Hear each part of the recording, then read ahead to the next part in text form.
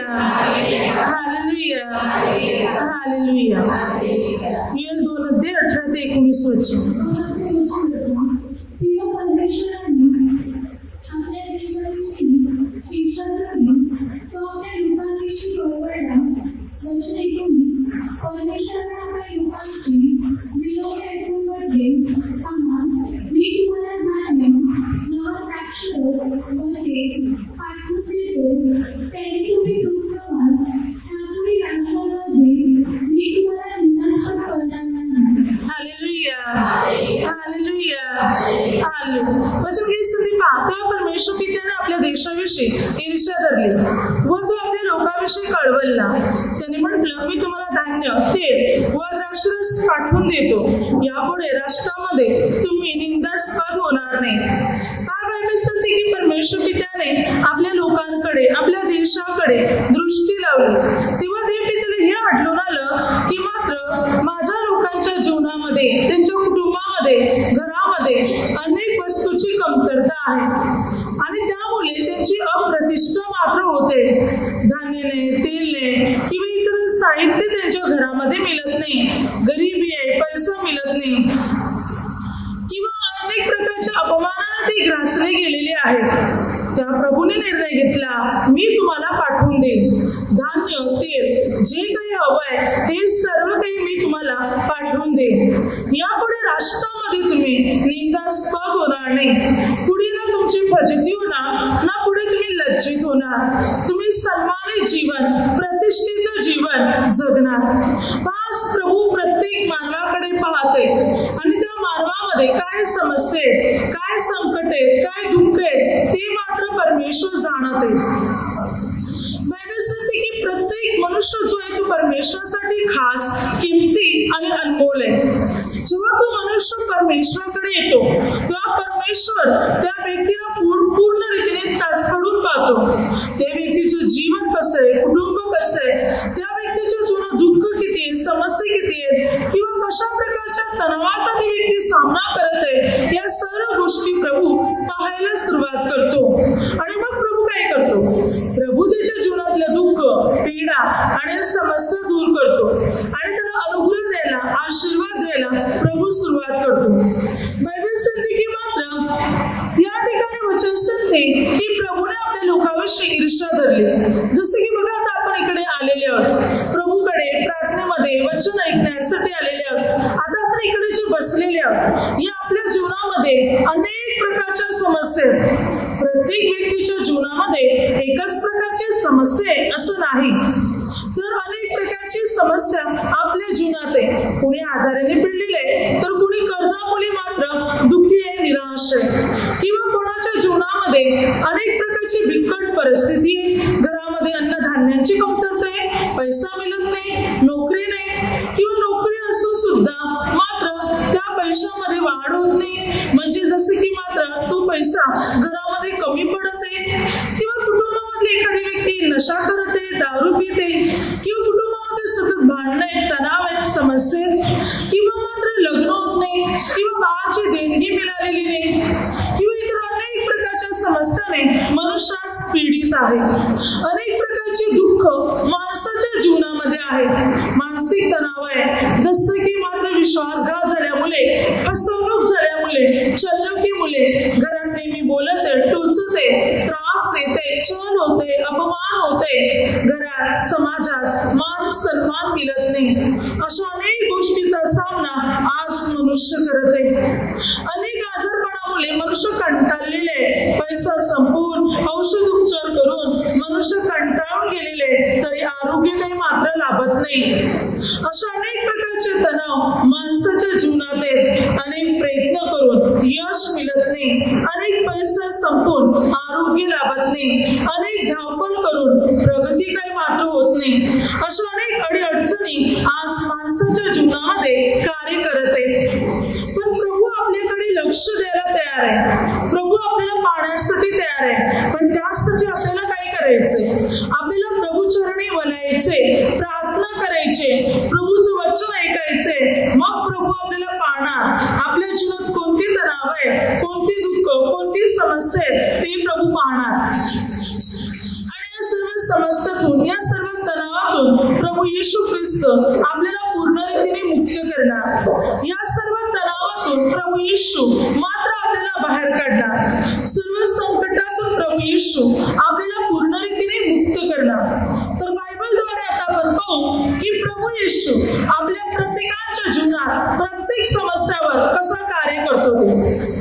माणसाच्या जीवनात 3 महत्वाच्या समस्या असतात. पहिले आर्थिक समस्या, आर्थिक परिस्थिती. बघा, आर्थिक परिस्थिती अशी असते, पैशाची कमतरता, घरात अनेक प्रकारच्या अन्नधान्यांची किंवा वस्तूची कमतरता, ज्याला आपण आर्थिक परिस्थिती म्हणतो. आर्थिक परिस्थितीमुळे गरिबी, दारिद्र्य माणसाच्या जीवनात, कुटुंबात कार्य करत असते. अगदी अनेक वेळा अनेक लोकांच्या जीवनात 2 वेळेचं, 1 वेळेचं जेवण सुद्धा त्यांना मिळत नाही. अशा आर्थिक परिस्थितीचा सामना करणारे सुद्धा अनेक लोक आहेत. परंतु ही आर्थिक परिस्थिती सुधारणारा प्रभू येशू आहे. तुम्ही अनेक प्रकारच्या बिकट परिस्थितीत आहात, मग ती आर्थिक परिस्थिती असू दे, शारीरिक परिस्थिती असू दे या मानसिक परिस्थिती असू दे, पण या सर्व बिकट परिस्थितीतून प्रभू तुम्हाला बाहेर काढणार. तुम्ही मनुष्याकडे, वस्तूकडे, मूर्तीकडे आलेले नाहीत. तुम्ही जिवंत देव प्रभू येशू, ज्याने स्वर्ग आणि पृथ्वी निर्माण केलेली आहे, त्या जिवंत देवाकडे तुम्ही आलेले आहेत.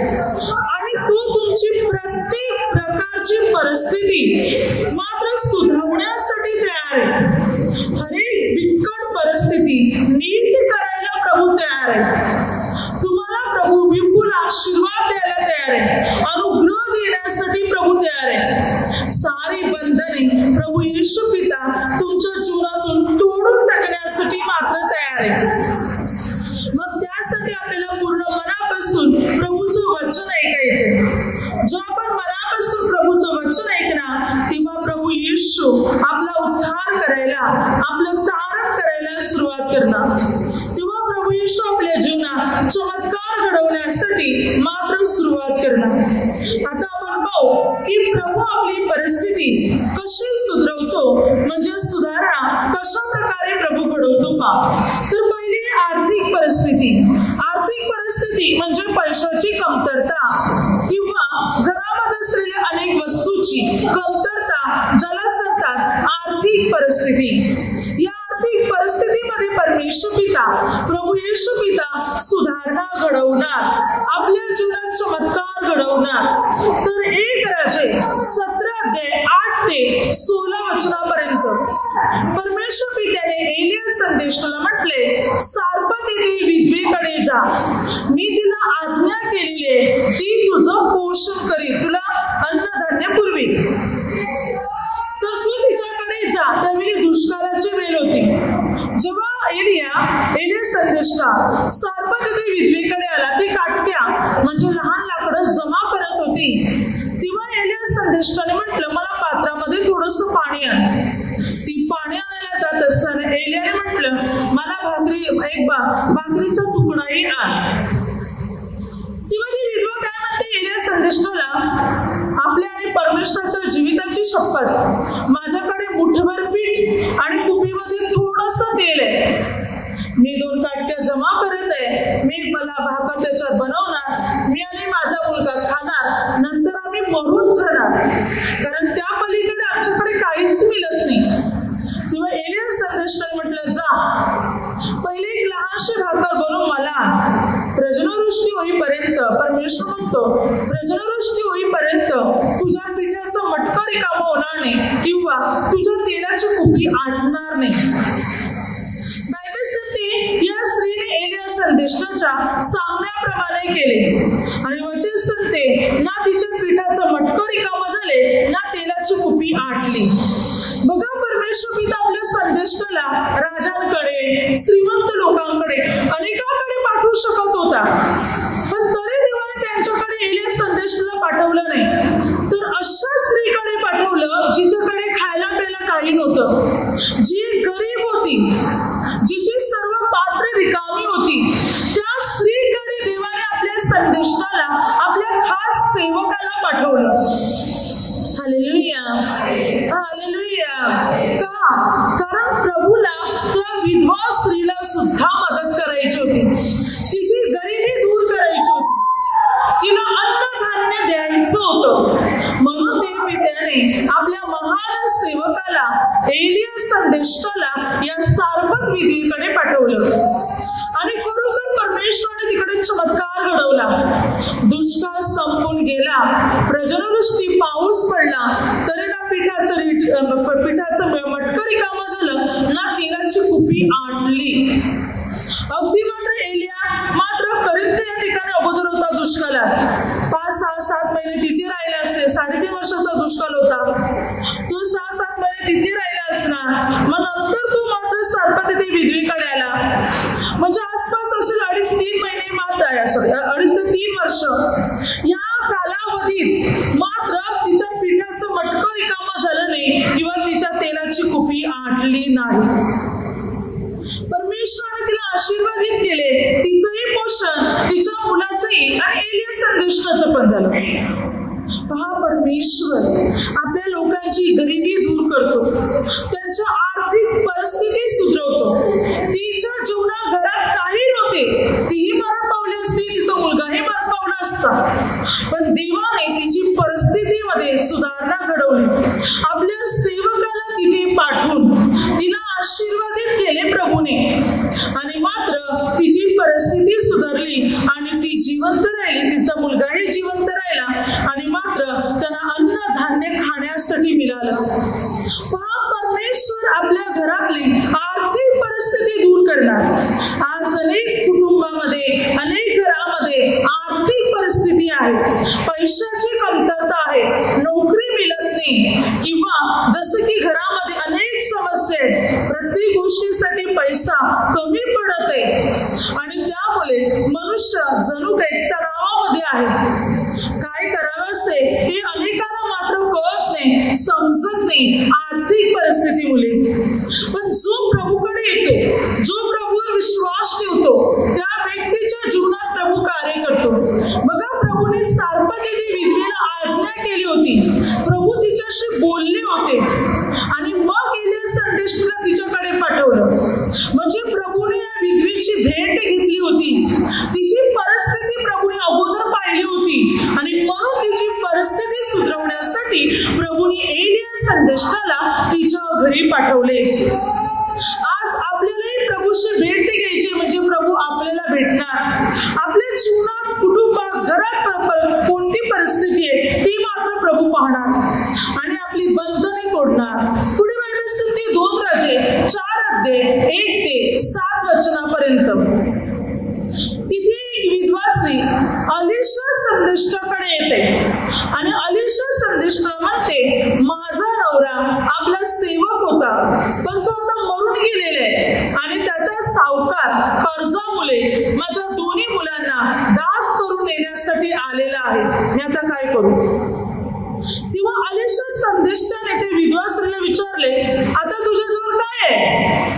तेव्हा तिने म्हटलं, 1 घडा तेलाखेरीज माझ्याकडे दुसरं काहीच मिळत नाही. तेव्हा अलिशा संदेष्टाने म्हटलं, घरी जा, शेजाऱ्या पाजाऱ्याकडून भांडी मागून आण, तुझ्याकडे जे तेल आहे दरवाजा बंद कर आणि ते तेल त्या भांड्यामध्ये, पात्रामध्ये ओत, जे भरेल ते बाजूला कर. अशा प्रकारे ती घरी गेली. तिची मुलं तिला भांडी, शेजाऱ्या पाजाऱ्यांची मागून सर्व भांडी आणून देऊ लागली आणि मात्र तिच्याकडे जे घडा तेल होतं ते तेल तिने त्या भांड्यात, पात्रात ओतायला सुरुवात केलं. जे भांडं भरे ते बाजूला करेल. अशा प्रकारे सर्व भांडी तेलाने भरून गेली. आता ती मुलाला म्हणते, आणखीन एखादं भांडं आणा, पण मुलं म्हणत आहे की आता एक सुद्धा राहिलं नाही. सर्व भांडी तेलाने भरून गेली आणि तेल वाढवायचं राहिलं. मग ती अलिशा संदेष्टाकडे येऊन म्हणत आहे की असा प्रकार घडलेला आहे. तेव्हा अलिशा संदेष्टाने म्हटलं, जा, हे तेल विक आणि त्याच्यावर जे पैसे येतील त्याच्याने आपलं कर्ज फेड आणि शिल्लक राहील त्याच्यावर तू आणि तुझी मुलं यांचं पोषण कर. आणि बायबल सांगते परमेश्वराने तिला खरोखर या बाबतीत आशीर्वादित केले.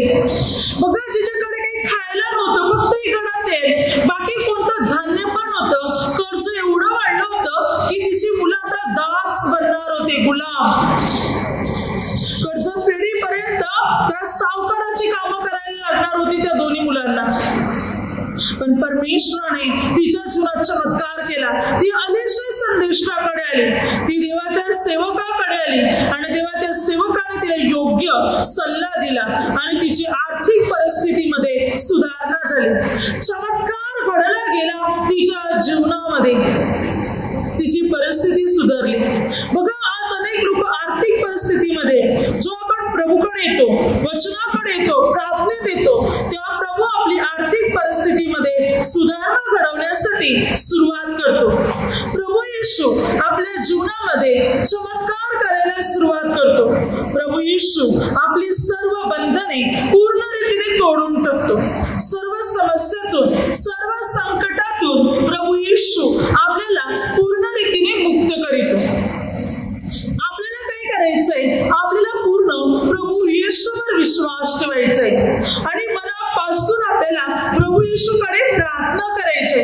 तुमच्या घरामध्ये बिकट परिस्थिती आहे, आर्थिक परिस्थिती आहे, पैशाची कमतरता आहे.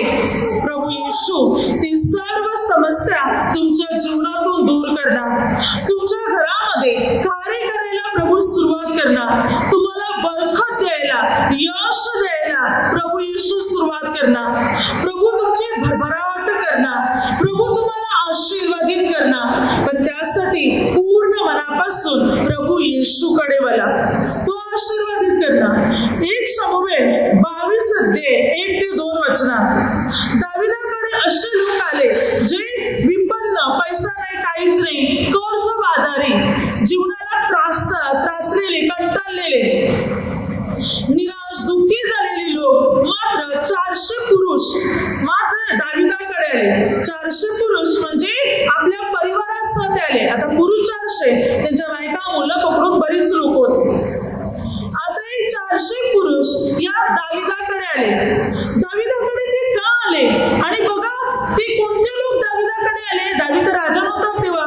भले देवाने राजपदासाठी त्याला अभिषेक केला होता, पण राजा नव्हता. उलट शौलापासून तो पळून गेला होता आणि शौल तर दाविदाचा जीव घ्यायला पाहत होता.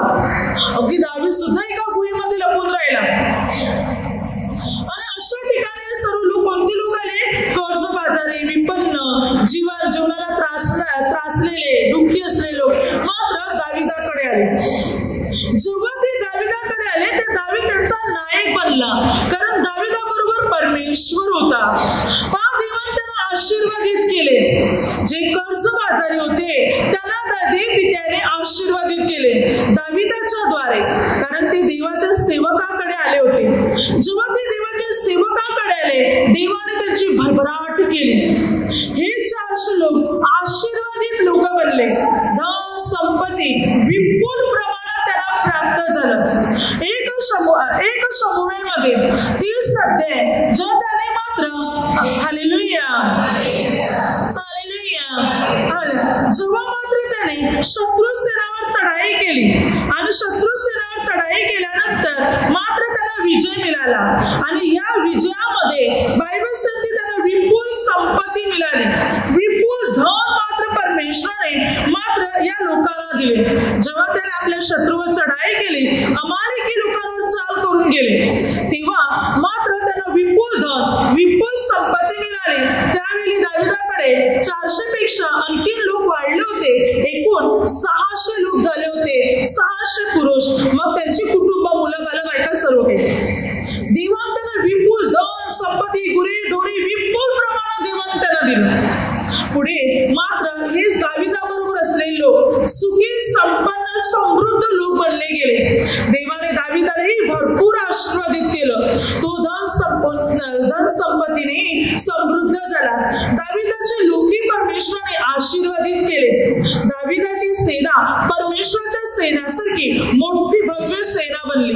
दाविदाकडे जे लोक होते एवढे श्रीमंत बनले की पुढे जे मंदिर बांधायचं होतं ते मंदिर बांधण्यासाठी या लोकांनी सोने, चांदी, मौल्यवान वस्तू आणि रत्ने किंवा इतर अनेक वस्तू त्याने परमेश्वराच्या मंदिरासाठी आपला हिस्सा, आपला वाटा म्हणून काढून ठेवला. आणि हे सामान एवढं झालं की मात्र देवाचं मंदिर बांधून पूर्ण होईल आणि आणखी शिल्लक राहील इतक्या सामानाचा साठा त्यावेळी दाविदाच्या वेळी करण्यात आला होता.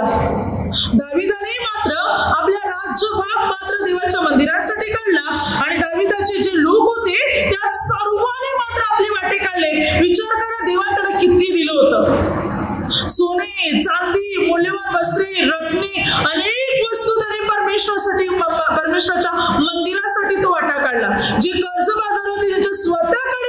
होते. ते आता देवाच्या मंदिरासाठी सोने, चांदी, पैसा, रत्ने, अनेक मौल्यवान वस्तू काढत आहेत. म्हणजे विचार करा देवाने त्यांना केवढं दिलं. Hallelujah, hallelujah. परमेश्वर पित्याने त्यांना सर्व बाबतीत आशीर्वादित केले होते. हर एक गोष्टी देवाने मात्र त्यांना अनुग्रहाने आणि आशीर्वादाने मात्र प्रभूने त्यांना भरले होते. म्हणून बायबल सांगते की प्रभू आपली आर्थिक परिस्थितीमध्ये सुधारणा घडवतो. जो परमेश्वराकडे येतो, परमेश्वर त्याच्या जीवनात कार्य करतो आणि प्रभू त्याची परिस्थिती सुधरवतो.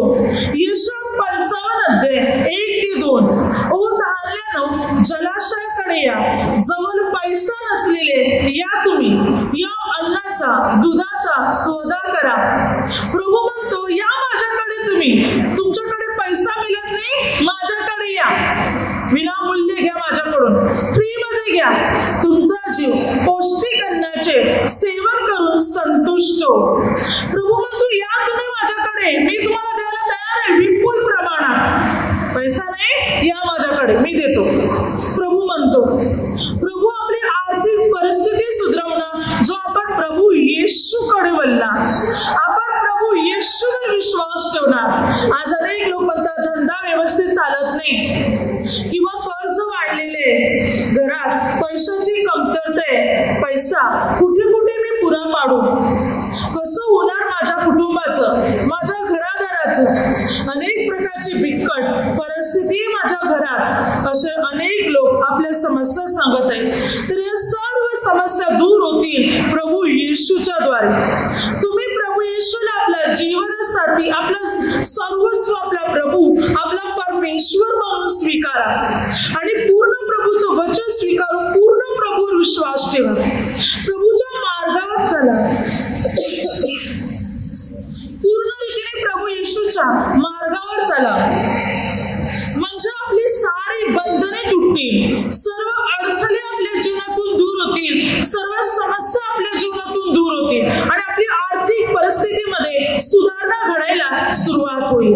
Hallelujah, hallelujah. त्यानंतर शारीरिक समस्या. अनेक लोकांमध्ये आज अनेक प्रकारची शारीरिक समस्या आहे. शारीरिक समस्या म्हणजे शरीरामध्ये असलेली रोग, शरीरामध्ये असलेले आजार, विकार. अनेक औषध उपचार करून सुद्धा गुण येत नाही, अनेक औषध उपचार करून सुद्धा आरोग्य लाभत नाही, बरं वाटत नाही. जसे की मनुष्य आज आजारपणामुळे कर्जबाजारी सुद्धा झालेले. म्हणजे माणसाकडे जो पैसा होता तो पैसा त्याने आजाराभोवती घालवलेले. पैसा संपला परंतु आरोग्य काही मात्र लाभलं नाही, आजार काही मात्र बरे झालेले नाही. किंवा काही व्यक्तींना महिन्याभरासाठी आपल्या आजारासाठी कितीतरी खर्च होतो, कितीतरी हजार रुपये किंवा लाखो रुपये सुद्धा अनेकांना आपल्या आजारासाठी खर्च होते. पैसा कमावतात, आजाराभोवती घालवतात.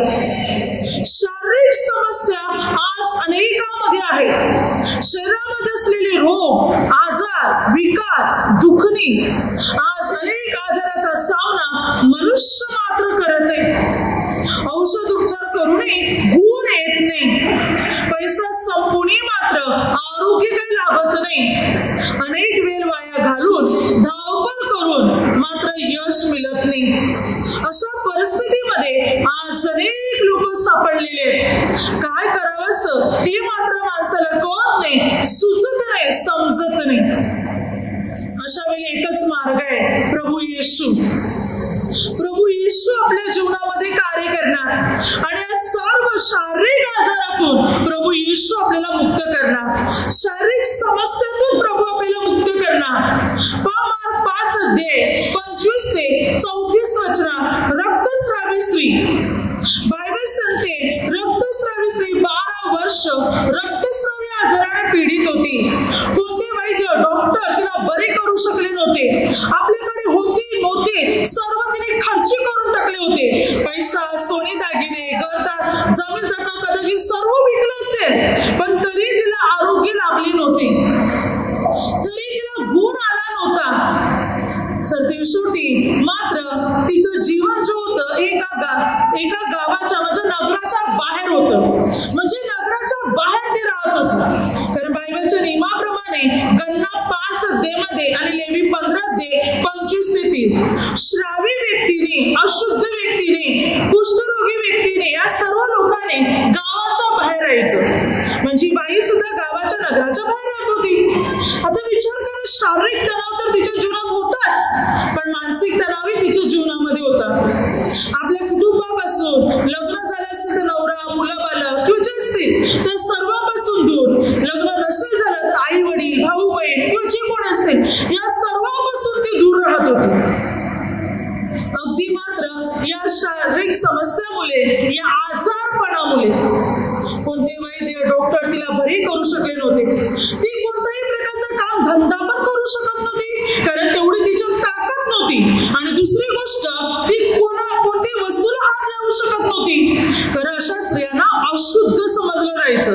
कोणाकडे काम करू शकत नव्हत्या, कारण त्या स्त्रिया ज्या कशाला हात लावतील ती वस्तू अशुद्ध, किंवा इतर व्यक्ती त्या स्त्रियांना स्पर्श करू शकत नव्हते, कारण त्या स्त्रिया अशुद्ध आहेत म्हणून. म्हणजे अशा स्त्रियांची स्थिती कशी होती? भीक मागून खाणे. म्हणजे स्त्री भीक मागून खात असणार. पोटाची भूक मिटवण्यासाठी तिला भीक मागावी लागत होती. अगोदर सर्व पैसा आजाराभोवती घालवला, ना आरोग्य मिळालं, ना बरी झाली, ना जीवनात कोणता लाभ घडला. पुढे तर तिला भीक मागून खावं लागत असणार. आता तिने प्रभू येशू ख्रिस्ताच्या गोष्टी ऐकल्या की कशा प्रकारे प्रभू आजार बरे करतो, रोग बरे करतो, चमत्कार घडवतो, मग मी पण बरी होणार. हा एक आत्मविश्वास तिच्यामध्ये तयार झाला. ती निर्णय घेतला त्या गर्दीमध्ये प्रवेश करण्याचा. मी केवळ त्याच्या वस्त्राला जरी शिवली तरी मी बरी होईल. एक आत्मविश्वास, एक दृढ विश्वास.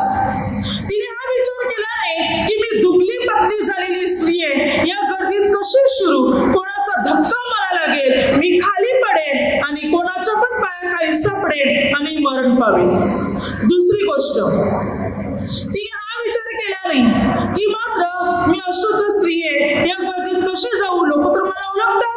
आता ती तर गावाच्या नगराच्या बाहेर राहत होती, म्हणजे त्या गावातली लोक, आजूबाजूच्या गावातली लोक तिला ओळखत असणार की अमुक बाई अशुद्ध बाई आहे म्हणून. आता तिने हा विचार केला नाही मला अशुद्ध आजार आहे, लोक मला ओळखतील, मला प्रभूपर्यंत जाऊ पण देणार नाही. हा पण विचार केला नाही. कोणत्याही नकारात्मक विचाराला तिने आपल्यामध्ये जागा दिली नाही. तिच्या डोक्यात एकच विचार होता, मी केवळ त्याच्या वस्त्राला जरी शिवली तरी मी बरी होईल. एक आत्मविश्वास, एक दृढ विश्वास. त्या विश्वासाने तिच्यासाठी जागा तयार केली, रस्ता तयार केला प्रभूपर्यंत पोहोचवायला. आणि तिने जाऊन प्रभूच्या वस्त्राला स्पर्श केला आणि बायबल सांगते ताबडतोब तिच्या रक्ताचा झरा सुकला. ताबडतोब ती बरी झाली. कोणते वैद्य, डॉक्टर तिला बरी करू शकले नव्हते. फक्त प्रभूच्या कपड्याला हात लावला आणि 12 वर्षाचा आजार मात्र तिचा बरा झाला. त्या प्रभूने म्हटलं कोणी मला स्पर्श केला, त्या आपण लपू शकत नाही विचाराने प्रभू समोर आली. सर्व वृत्तांत तिने प्रभूला सांगितला आणि प्रभूने म्हटलं मुली तुझ्या विश्वासाने तुला बरं केले, शांतीने जा आणि तुझ्या पिढीपासून मुक्त हो. बरी पण झाली, शांती पण आली, पीडा पण निघून गेली आणि लोकात मान सन्मान पण तिला मिळाला. बघा आजारपणामुळे काय परिस्थिती झाली होती तिची. या शारीरिक आजारपणामुळे मानसिक तणावी आणि आर्थिक परिस्थिती तिच्या जीवनात निर्माण झाली होती. पण प्रभूने सर्व गोष्टी सुधारणा घडवली. तिचा आजार बरा केला, तिला सन्मान दिला, तिचं कुटुंब तिला परत दिलं. आजार तिचा बरा झाला. जे डॉक्टर पण करू शकले नव्हते ते प्रभू येशूने केलं. मग तुमच्या जीवनामध्ये अनेक आजार आहेत, सर्व प्रभू बरे करणार. बायबल सांगते मत्ती 4:23-24 वचनामध्ये प्रभू ज्या प्रकारे सुवार्तेची घोषणा करत होते त्याबरोबर लोकांचे रोगी बरे करत होते. नाना प्रकारच्या रोगी लोकांना प्रभूने बरं केलं. अगदी मात्र नाना प्रकारचे रोग म्हणजे अनेक वेगवेगळ्या प्रकारच्या आजाराने पीडित असलेल्या लोकांना प्रभूने बरे केले. पक्षघाती, भूतग्रस्त, फेफरेकरी अशाही लोकांना प्रभूकडे आणण्यात आलं आणि प्रभूने त्यांनाही बरं केलं. सर्व तऱ्हेचे रोग, शारीरिक समस्या प्रभूने लोकांच्या जीवनातून दूर केले. त्यांच्या विकारातून, त्यांच्या आजारातून प्रभूने त्यांना मुक्त केले. प्रभू येशू तुमच्याही जीवनात तशाच प्रकारे चमत्कार घडवणार. तुमचे आजार, विकार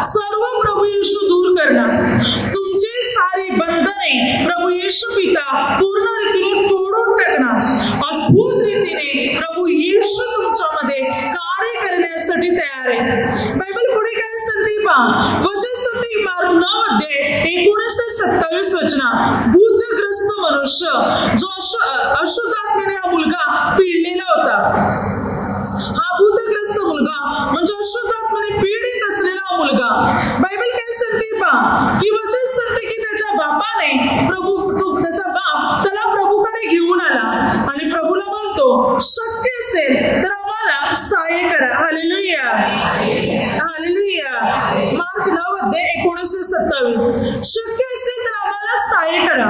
तेव्हा प्रभूने म्हटलं, शक्य असेल असं कसं म्हणतोस? विश्वास बाळगणाऱ्याला सर्व काही शक्य. बाप मात्र आपल्या भूतग्रस्त मुलाला प्रभूकडे घेऊन येते. आणि त्याने असं का म्हटलं शक्य असेल? कारण त्याने अनेक प्रयत्न केले होते.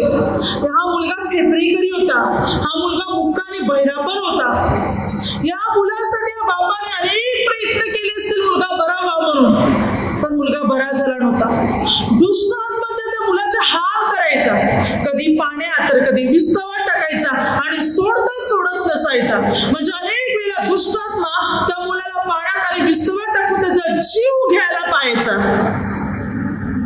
परंतु जेव्हा बाप प्रभूकडे त्या मुलाला घेऊन आला, तेव्हा तो बाप प्रभूला म्हणतो, शक्य असेल तर आम्हाला सहाय्य करा, कारण मी सर्व प्रयत्न केलेले आहेत. प्रभूने म्हटलं, शक्य असेल असे कसं म्हणतोस? विश्वास बाळगणाऱ्याला सर्व काही शक्य. तेव्हा तो बाप म्हणतो, माझा विश्वास आहे, माझा विश्वास घालून टाका, मोठ्याने ओरडून म्हणतो. त्या प्रभूने त्या मुलामध्ये असलेल्या दुष्ट आत्म्याला म्हटलं, याच्यातून निघून जर पुन्हा कधी याच्यात शिरू नकोस. तेव्हा तो दुष्ट आत्मा, फेब्रेकरीचा आत्मा, मुक्काबैरा आत्मा त्या मुलातून निघून गेला आणि मुलगा बरा झाला. जो बाप अनेक प्रयत्न करत होता तरी मुलगा बरा झाला नाही, पण प्रभू येशूने दुष्ट आत्म्याला दटावताच दुष्ट आत्मा निघून गेला आणि मुलगा बरा झाला. प्रभूने त्या मुलाला शारीरिक, मानसिक सर्व समस्यांतून मुक्त केलं. त्या बापाच्या जीवनामध्ये चमत्कार घडवला. सर्व शारीरिक परिस्थिती सुधारवणारा प्रभू येशू आहे. शरीरातले सर्व रोग विकार बरी करणारा प्रभू येशू आहे. वचन सध्या 103 तो तुझ्या दुष्कर्माची क्षमा करीतो आणि तो तुझे सर्व रोग बरे करतो. 1, 2, 3, 4 नव्हे, सर्व रोग बरे करणारा प्रभू आहे. आणि शरीराचे सर्व विकार, आजार, दुखणी सर्व प्रभू येशू बरे करतो. हा बायबल काय सांगते? लूक 17 मध्ये 11 वचनापासून 19 पर्यंत बायबल सांगते तिकडे 10 कुष्ठरोगी आहेत. हे 10 कुष्ठरोगी प्रभू येशूकडे येते आणि प्रभूला विनंती करत आहे. त्या प्रभू येशूने म्हटलं, तुम्ही स्वतः जाऊन याचकाला दाखवा. आणि बायबल सांगते ते जाता जाता बरे झाले. 10चे 10 कुष्ठरोगी बरे झाले. हा कुष्ठरोग असा आजार आहे ज्याच्याने संपूर्ण शरीरावर हे पूड येतात, त्वचा खराब बनते, सडते, त्वचा काम करत नाही. कुष्ठरोग झालेल्या व्यक्तीची त्वचा क्रिया करत नाही. जसं की बघा, आपण एखाद्या गरम भांड्याला हात लावलं तर आपली जी त्वचा आहे तो अनुभव घेते, समजते की गरम आहे, किती गरम आहे. आपल्या त्वचेला तो अनुभव येतो. थंड सुद्धा एखाद्या थंड वस्त्र घातलेलं तर आपल्याला कधी थंड आहे, किती थंड आहे ते पण समजते.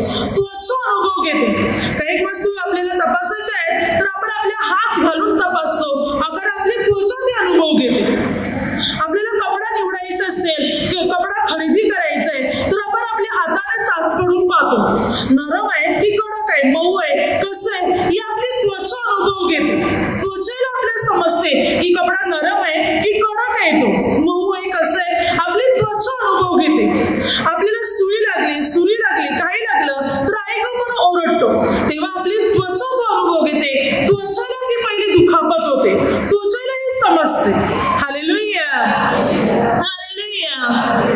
आणि जे अनुभव आपल्या त्वचेला येतात ते कुष्ठरोग झालेल्या माणसाला येत नाही, कारण त्याची त्वचा मृत्यू पावते, त्याची त्वचाच काम करत नाही. कुष्ठरोग असा आजार आहे जो त्वचामध्ये पसरतो, चामडीमध्ये, कातडीमध्ये पसरणारा रोग आहे. आणि त्यामुळे अशा व्यक्तीला अशुद्ध म्हणून लेखलं जायचं. आणि परंतु प्रभू येशूने हे 10चे 10 कुष्ठरोगी बरे केले. ताबडतोब बरे केले. प्रभू म्हटलं जा, आणि जाता जाता बरे झाले. त्यांच्या या आजारातून, कुष्ठरोग या पीडेतून प्रभू येशूने त्यांना मुक्त केले. लूक 13:10-17 एक कुबडी स्त्री जिला सैतानाने 18 वर्षापर्यंत बांधून ठेवलं होतं. कुबडी होती म्हणजे तिच्या पाठीचा काटा वाकलेला होता. पाठीचा काटा वाकलेला होता, त्याद्वारे ती वाकून चालायची, सरळ नव्हती. आणि 18 वर्षापर्यंत ती वाकून चालायची. जेव्हा प्रभू येशू ते सभास्थानात आले त्या प्रभूने तिच्यावर हात ठेवला. हात ठेवता ती सरळ झाली. बघा, काटा सरळ झाला बिना ऑपरेशनाने. डॉक्टरला काय करावं लागेल? ती जागा चिरफाड करावी लागेल, ऑपरेशन ऑपरेशन करावं लागेल, 8-10 दिवस हॉस्पिटलमध्ये राहा, 2-3 महिने घरी आराम करा, मरेपर्यंत जड वस्तू उचलू नका, जास्त काम करू नका आणि सतत त्रास जाणवणार. पण या स्त्रीच्या बाबतीत काहीच झालं नाही. हात ठेवला, काटा सरळ, ती बाई सरळ झाली. बिना ऑपरेशनाने, बिना औषधाने त्या बाईचा काटा सरळ झाला. प्रभू येशूने तिला पूर्ण रीतीने बरे केले, तिला पूर्ण रीतीने आरोग्य दिले. बरं करणारा प्रभू येशू, सर्व शारीरिक समस्यातून मुक्त करणारा प्रभू येशू. मत्ते, मार्क, लूक आणि योहान हे 4 शुभवर्तमान वाचा. प्रभू येशूने कशा प्रकारे लोकांच्या जीवनात चमत्कार घडवलेले आहेत, लोकांचे रोग बरे केलेले आहेत, आजार बरे केलेले आहेत, मेलेल्या लोकांनाही प्रभूने उठवलेले, कुष्ठ शुद्ध केले, भूतग्रस्तांना प्रभूने बरे केले. तो प्रभू येशू आज तुमच्याही जीवनात कार्य करणार. तुम्ही अनेक प्रकारच्या आजाराने पीडित आहात, अनेक आजाराने ग्रासलेले आहात. प्रभू येशू ही शारीरिक समस्या, हे आजार सर्व तुमच्या जीवनातून दूर करणार. या सर्व समस्या प्रभू येशू तुमच्या जीवनातून दूर करणार. विश्वास ठेवा, मनापासून प्रार्थना करा, कारण प्रभू येशू आपल्या प्रत्येकाच्या जीवनात कार्य करण्यासाठी तयार आहे. त्यानंतर मानसिक समस्या. मानसिक समस्या म्हणजे जीवनात असलेले एक मानसिक तणाव. आज अनेक लोकांच्या जीवनामध्ये मानसिक तणाव आहे.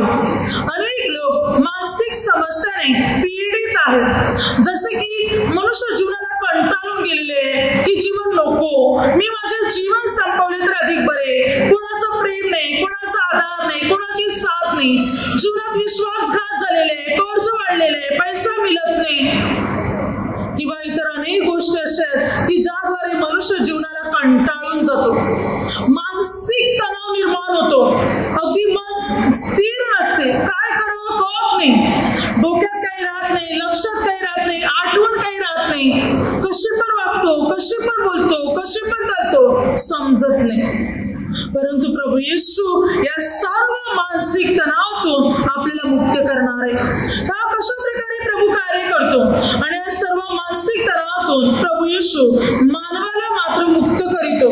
त्याच्या जीवनातले सारे दुःख प्रभू येशू दूर करीतो. वचन उत्पत्ती 30 अध्याय 1-2 वचनात राहेलला मुलबान होतं, ती वांज होती.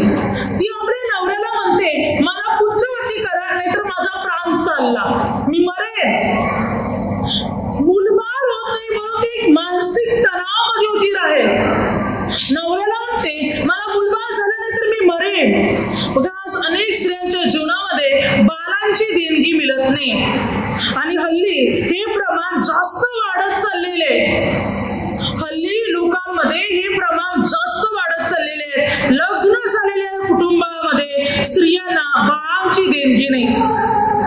हालेलुया. अनेक वर्ष लोटत आहेत पण मुलं बाळ होत नाही आणि ही समस्या आताच्या वेळी जास्त प्रमाणात वाढत चाललेली आहे. 2000 वर्षानंतर आता ही परिस्थिती अगदी बिकट आणखी वाढत चाललेली आहे. म्हणजे जसे की अनेक स्त्रियांमध्ये समस्या आहे, लग्न झालेल्या पती पत्नीमध्ये समस्या आहे, मुलाबाळांची देणगी मिळत नाही. कारण देव बाळ देतो देवासाठी वापरत नाही, देवाच्या सेवेमध्ये ठेवत नाही. मुलं तरुण पिढी बिघडत चालली, मुलं जगाच्या मागे, पापाच्या मागे, देवासाठी वेळ नाही. हालेलुया. दुसरी गोष्ट मात्र हल्ली अनेक स्त्रिया फोनचा वापर अधिक प्रमाणात करत आहेत, मोबाईलचा वापर अधिक प्रमाणात करत आहेत आणि फोनचा वापर अधिकाने केल्याने, मोबाईलचा वापर अधिकाने केल्यामुळे स्त्रियांच्या जीवनात ही समस्या निर्माण झालेली आहे मुलाबाळांच्या देणगी बाबतीत. किंवा तिसरी गोष्ट, हल्ली केमिकल जास्त वाढलेले खाद्य पदार्थामध्ये, बाहेरच्या खाण्यामध्ये आणि नाही ती खाते, त्यामुळे मात्र स्त्रियांमध्ये बाळाची देणगीचा जो अनुग्रह आहे तो कमी बनलेला आहे. ते बाळ गर्भात तयार होत नाही. अनेक प्रकारच्या समस्या आज स्त्रियांमध्ये कार्य करत आहेत, बाळाची देणगी मिळत नाही. मग आता ह्यासाठी एक सुंदर उपाय आहे, प्रार्थना. प्रार्थनेच्या द्वारेच ही बंधने तुटू शकतात, प्रार्थनेच्या द्वारे समस्या दूर होऊ शकतात, बाकी कशाने पण नाही.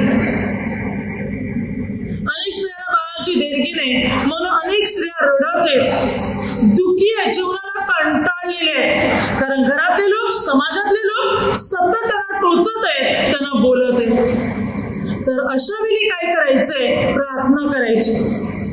भले अनेक स्त्रियांना बाळांची देणगी नाही, तुम्ही प्रभू येशूला आपला उद्धारकर्ता म्हणून स्वीकारा. विश्वासाने प्रभू येशूकडे प्रार्थना करायला सुरुवात करा. आपलं शरीर प्रभूच्या हातात समर्पण करा. आपलं गर्भाशय प्रभूच्या हातात समर्पण करा. प्रभूला सांगा, प्रभू माझ्या शरीराचा ताबा घ्या, माझ्या गर्भाशयाचा ताबा घ्या, माझ्या जीवनाचा ताबा घ्या. प्रभूच्या हातात जीवन समर्पण करा. प्रभू तुम्हाला आशीर्वादित करणार. तुम्हाला बाळाची देणगी प्रभू येशू देणार. राहायला बाळाची देणगी नव्हती म्हणून मात्र ती नवऱ्याला म्हणत आहे मला पुत्रवती करा. सुरुवातीपासून अनेक स्त्रिया माज होत्या, पण हल्ली आता हे प्रमाण जास्त वाढत चाललंय. मुलाबाळाच्या देणगीच्या बाबतीत हे प्रमाण जास्त वाढत चालले. अनेक स्त्रियांना बाळाची देणगी नाही. Hallelujah, hallelujah. काही कुटुंबामध्ये लग्न झाले की सुरुवातीला मुलबाळ नको म्हणून 1 महिना, 6 महिना, वर्षभर नको, आणि नंतर मग विचार करतात देव देत नाही. जेव्हा देव देतो तेव्हा विचार करतात थांबतो आणि मग जेव्हा पाहिजे तेव्हा मिळत नाही. म्हणजे देवाला आपण थांबवतो. म्हणून अशा आपल्या या अहंकारामुळे, या कठोर स्वभावामुळे, स्वतःच्या स्वार्थामुळे आपल्या जीवनात मिळणार आपण गमावून बसतो. Hallelujah, hallelujah. आणि मग रडतो, मागतो, तरी मिळत नाही. म्हणून आता प्रार्थनेमध्ये अधिक वाढा. जर प्रार्थनेत वाढले तर परमेश्वर अनुग्रह देणार, परमेश्वर आशीर्वादित करणार आणि सर्व बंधने तोडणार. अनेक स्त्रियात बाळ नाही म्हणून मानसिक तणाव निर्माण होतो. राहायच्या जीवनात तोच तणाव झाला होता, पण ती प्रार्थना करत राहिली. कशी पहा, वचनस्थिती उत्पत्ती 30 अध्यायामध्ये 22 ते 24 देवाने राहायची विनंती ऐकली आणि ती गरोदर राहिली आणि तिला मुलगा झाला. तिने त्याचे नाव योसेफ असे ठेवले. Hallelujah, hallelujah. काय सांगते बायबल? देवाने राहायची विनवणी ऐकली. म्हणजे ती प्रार्थना करत होती, विनंती करतच होती देवाकडे, म्हणून देवाने तिची विनंती ऐकली आणि तिला मुलगा झाला. प्रार्थना करायची, विनवणी करायची. हन्ना ही वांस होती. शमूएल 1 अध्याय. तिला मुलबाळ नव्हतं आणि मात्र तिची सवत, तिला मुलबाळ होतं म्हणून तिची सवत तिला चिडवायची. म्हणून हन्ना दुखी राहायची, कुडत राहायची, अस्वस्थ राहायची. तिचा नवरा तिला म्हणायचा 10 मुलांपेक्षा मी तुला अधिक नाही का? परंतु तरी सुद्धा लग्न झालेल्या एका स्त्रीच्या जीवनात सर्वात मोठं स्वप्न असते, इच्छा असते, आनंद असतो, आई बनणं. Hallelujah, hallelujah. हा एल्काना दरवर्षी देवपित्याच्या मंदिरात मात्र वार्षिक यज्ञ अर्पण करण्यासाठी जात असे. तेव्हा तो आपल्या पूर्ण परिवाराला घेऊन जायचा. हन्नाही त्या मंदिरात गेली. अगोदर दरवर्षी जायची, पण कधी तिने मनापासून मंदिरात प्रार्थना केली नव्हती. पण आता ती मंदिरात रडून प्रार्थना करत आहे, मनापासून प्रार्थना करत आहे की प्रभू जर तू माझी आठवण करशील, तू मला मुलगा देशील, तर तू आयुष्यभर तुझा व्हावा म्हणून या मंदिरात मी त्याला समर्पण करीन. त्यानंतर तिचा चेहरा, तिचं तोंड कधी उदास राहिलं नाही. त्यानंतर कधी ती दुःखी राहिली नाही, आनंदात राहिली. घरी गेली, देवाने तिला आशीर्वादित केले, आठवण केली. ती गरोदर राहिली, तिला मुलगा झाला. तिने त्याचे नाव शमूएल ठेवले. त्या मुलाचे दूध तुटल्यानंतर त्या मुलाला देवाची सेवा करायला देवाच्या मंदिरात समर्पण केले. तेव्हा एली याजकाने एल्कानाला म्हटलं, तुम्ही देवाला दिल्या वचनाप्रमाणे केल्यामुळे देव तुला या स्त्रीपासून आणखीन मुलाबाळांची जोड देऊ. तर तिला आणखीन 3 मुलगे आणि 2 मुली झाल्या. शमूएल पकडून एकूण तिला 6 मुलं झाली. जिला 1 बाळ होऊ शकत नव्हतं, तिला 6 मुलं झाली, कारण तिने देवाच्या मंदिरात रडून प्रार्थना केली आणि देवाने तिची आठवण केली. तिच्या मानसिक तणावातून देवाने तिला मुक्त केलं. ती दुःखी होती, रडत राहायची, कुडत राहायची. प्रभूने त्या सर्व तणावातून तिला मुक्त केलं, तिला हर्षभरीत केलं. प्रभूने तिला हसवलं. ती वचन काय सांगते? 1 शमूएल 2 अध्याय 1 वचनात हन्ना म्हणते, परमेश्वराच्या ठायी माझे हृदय उल्हासित आहे, मला आनंद होत आहे. जी दुःखी होती, रडत होती, देवाने तिला हसवलं, देवाने तिला आनंदित बनवलं. तर प्रभू तुमच्याही जीवनात कार्य करणार, या सर्व तणावातून प्रभू तुम्हाला मुक्त करणार. स्तोत्रस्थिती 119 अध्यायामध्ये 92 वचनात, तुझ्या नियमशास्त्रात मला आनंद नसता तर माझ्या दुःखात माझा अंत कधीच झाला असता. देवाचं नियमशास्त्र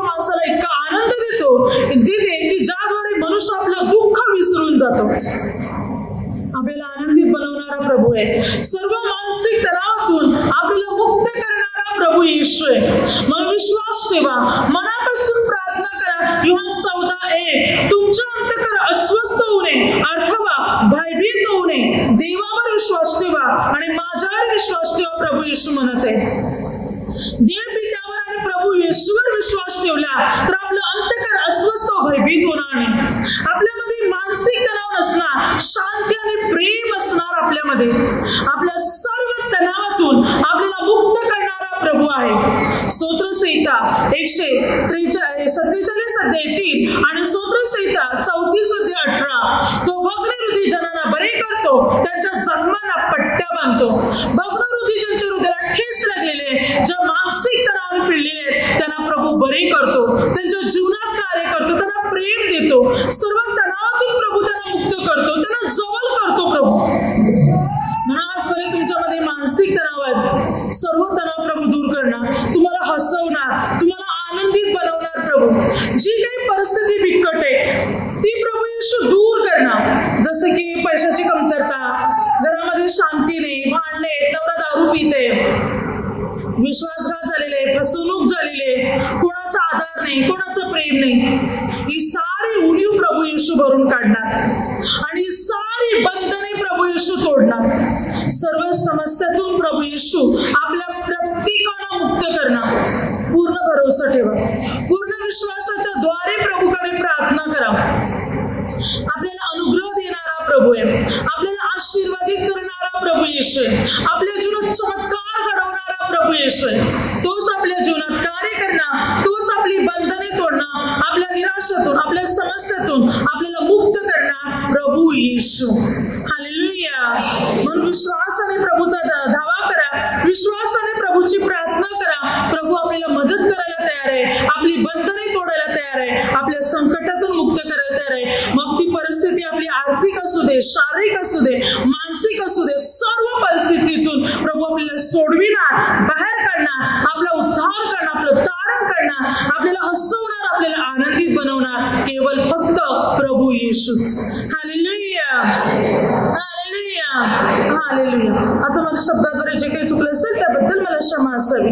हालेलुया, हालेलुया.